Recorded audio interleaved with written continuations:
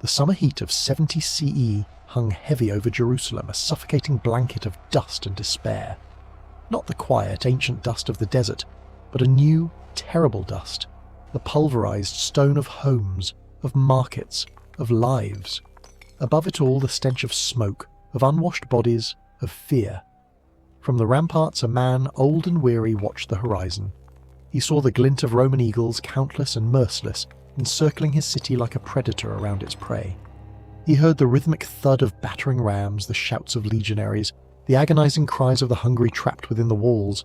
This was not just a siege, it was the world ending. For centuries, Judea had been a stubborn thorn in the side of empires. Assyrians, Babylonians, Persians, Greeks, all had come, all had left their mark, but the people of this land, with their singular God, their ancient laws, their unyielding spirit, had always endured. But Rome was different. Rome did not merely conquer. Rome absorbed. Rome did not merely rule. Rome reshaped.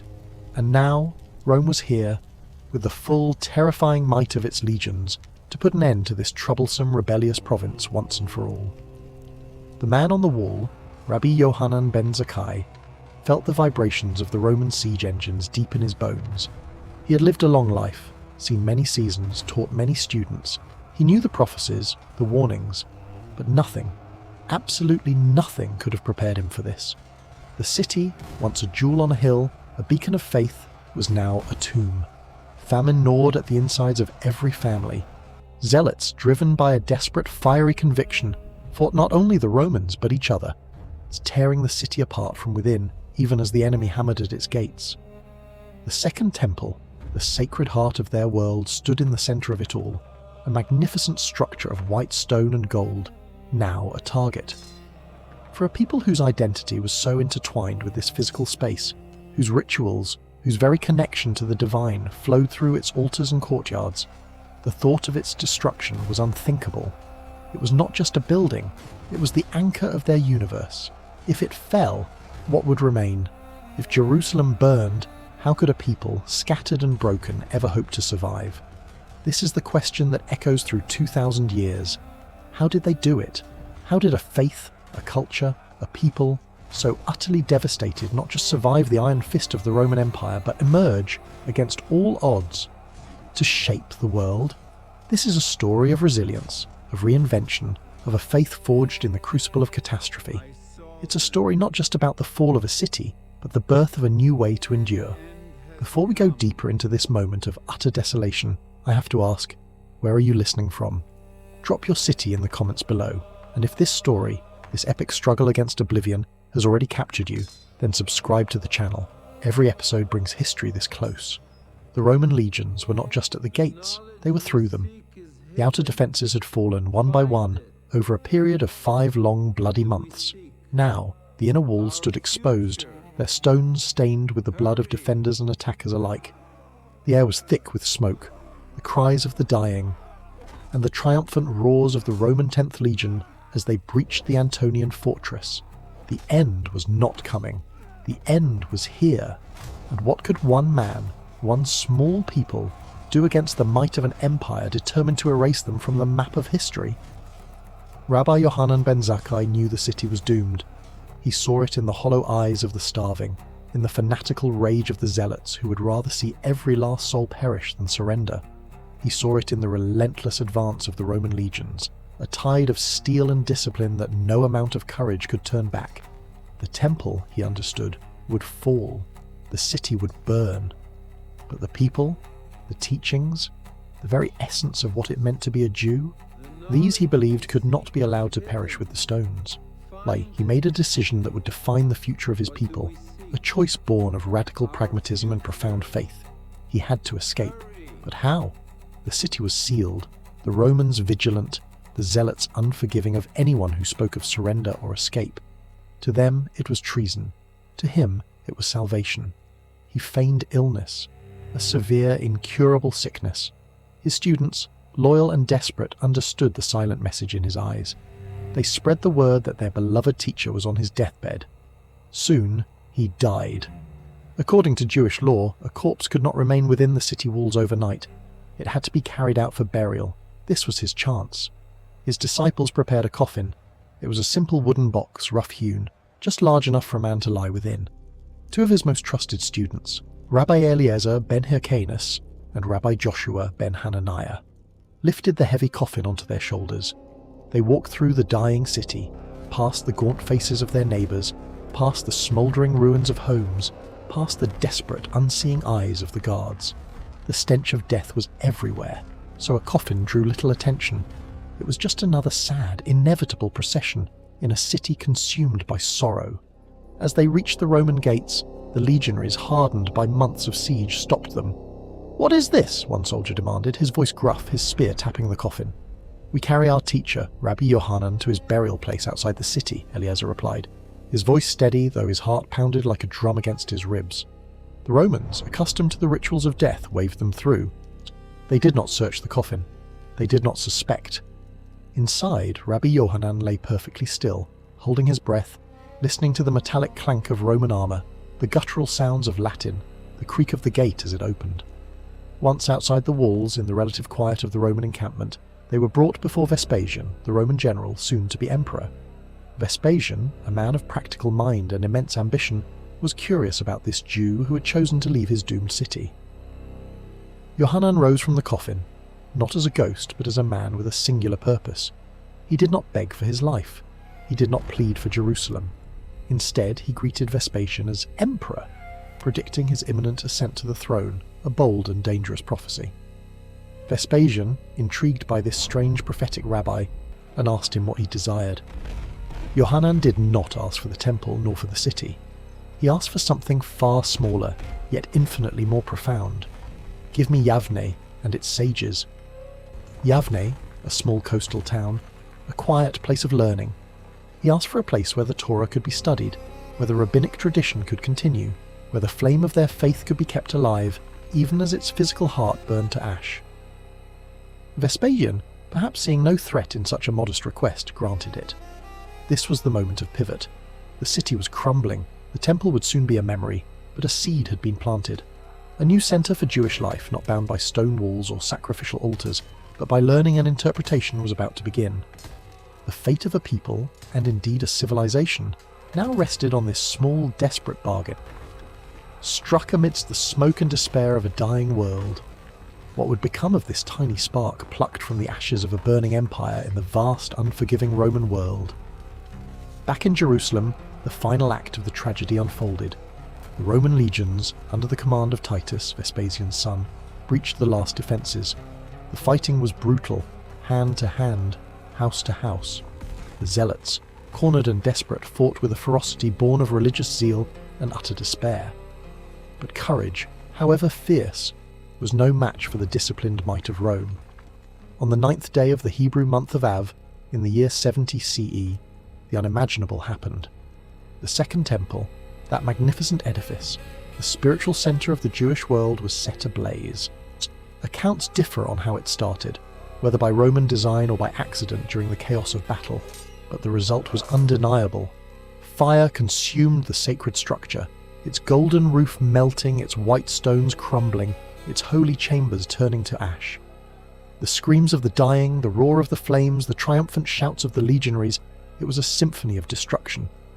Imagine a young Roman soldier, perhaps named Gaius, from a small farm in Umbria, who had marched for months to reach this distant, rebellious land. He had seen the stubborn resistance of these people, their fierce devotion to their strange god. Now he stood amidst the inferno, his face streaked with soot, his heart perhaps a mixture of awe and terror at the sheer power of the destruction, and he watched as the gold ornamentation of the temple melted and flowed like water, shimmering in the intense heat. He saw the bodies of the defenders, men, women, and children consumed by the blaze. This was not just a victory, it was an annihilation.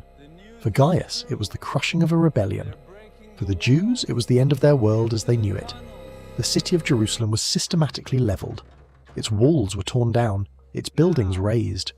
The only structures left standing were 3 towers, preserved by Titus as a monument to Roman military prowess, and a section of the western wall which had supported the Temple Mount.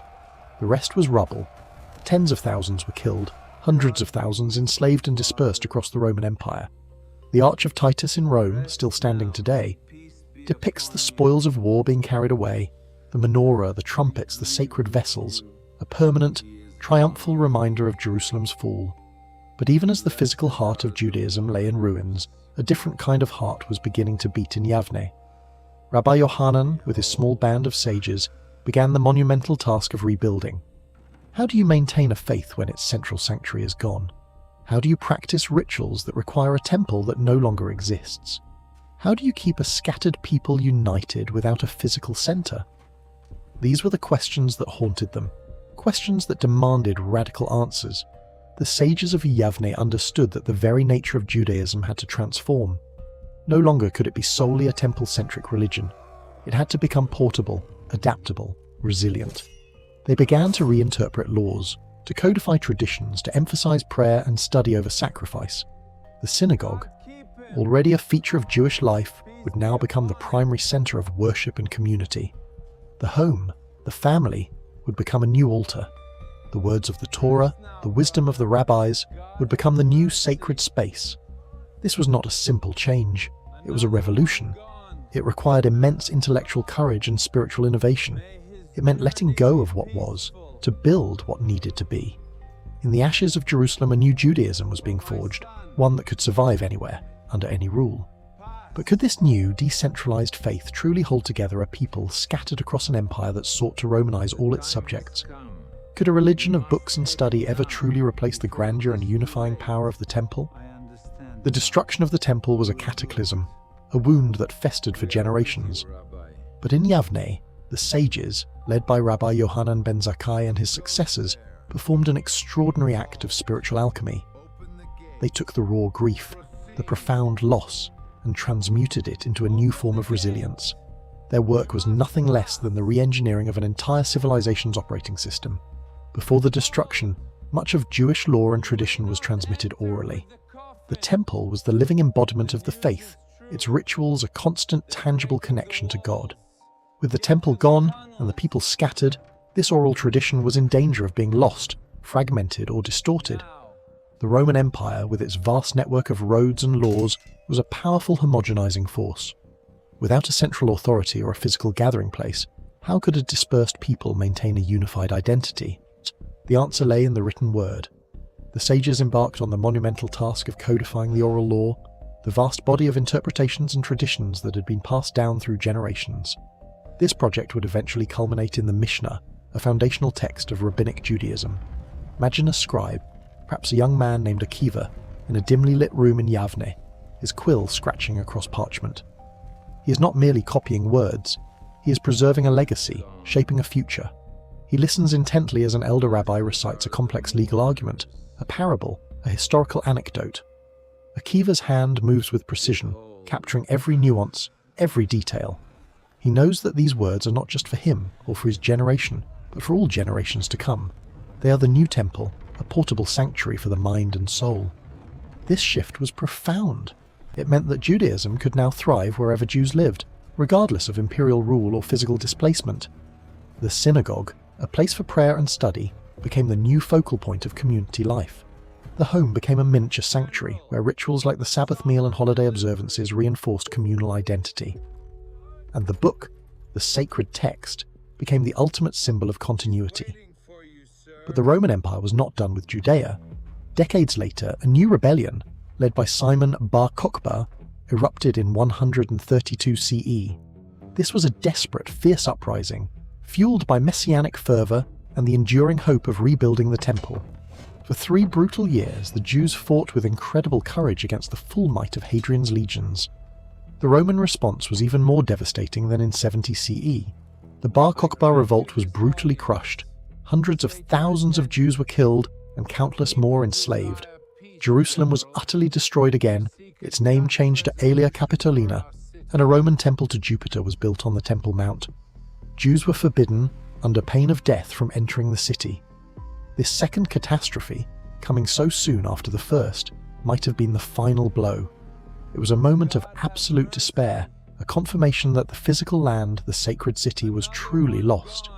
But by this time, the seeds planted in Yavne had begun to sprout. The rabbinic tradition, the focus on study and interpretation, had already taken root. The Mishnah was being compiled, providing a framework for Jewish life independent of land or temple. The physical destruction only underscored the wisdom of Yohanan ben Zakkai's vision. The rabbis understood that survival lay not in military might, but in spiritual fortitude, intellectual rigor, and communal cohesion. They created a system where every Jew, wherever they might be, could carry their faith within them, in their minds and in their hearts, guided by the written word. This was the ultimate act of defiance against an empire that sought to erase them. But could this intellectual and spiritual resilience truly protect them from the relentless pressures of assimilation and persecution across centuries of Roman rule? The Roman Empire, with all its glory and power, eventually faded. Its legions crumbled, its emperors fell, its vast territories fractured. But the Jewish people who had endured its wrath continued. The destruction of Jerusalem and the Temple, the two most devastating blows imaginable, did not spell the end. Instead, they forced a profound transformation that ensured survival. The question we asked at the beginning, how did a faith, a culture, a people, so utterly devastated, not just survive the iron fist of the Roman Empire, but emerge against all odds to shape the world, finds its answer in this radical reinvention. Rabbi Yohanan ben Zakkai's vision, born in a coffin, nurtured in Yavne, and solidified through the compilation of the Mishnah and later the Talmud, created a Judaism that was no longer dependent on a specific place or a physical structure. It became a faith of ideas, of texts, of community carried in the hearts and minds of its adherents. Imagine a Jewish family in Roman Alexandria, a bustling metropolis perhaps 200 years after the temple's fall. The father, a merchant, returns home from the marketplace, tired but resolute. His daughter, perhaps named Miriam, sits by a flickering oil lamp, meticulously copying verses from a scroll, her young fingers tracing the ancient Hebrew letters. She has never seen Jerusalem. She has never known the temple. Yet she is deeply connected to a tradition that stretches back thousands of years. Her connection is through the stories, the prayers, the laws, the shared meals, the community that gathers in their local synagogue. The temple lives not in stone, but in the rhythm of her life, in the words she studies, in the values she upholds. This unseen temple, built of wisdom and memory, thus proved far more resilient than any physical edifice. This focus on text and interpretation, on continuous study and debate, became the lifeblood of Jewish survival. It fostered intellectual rigor and adaptability.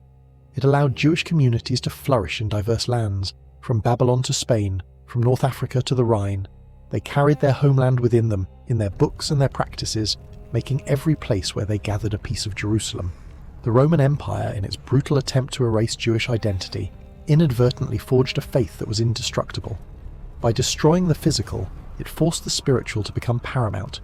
By scattering the people, it compelled them to create a portable, adaptable framework for their identity that would transcend borders and centuries. Now, this was the ultimate philosophical victory. Destruction did not lead to oblivion, but to an unexpected, profound creation. The collapse of the old world gave birth to a new way of being, a new model for enduring. This story is not just about ancient history, it pulses in the present. The legacy of Yavne is everywhere. It's in the power of ideas to shape identity, in the resilience of communities bound by shared purpose, in the enduring strength of traditions carried forward through generations. The Jewish people survived the Roman Empire not by military might, but by transforming their very understanding of faith, community, and homeland.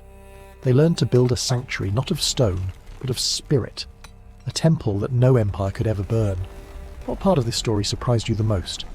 What does it make you think about the power of resilience and reinvention in your own life? Share your thoughts in the comments below.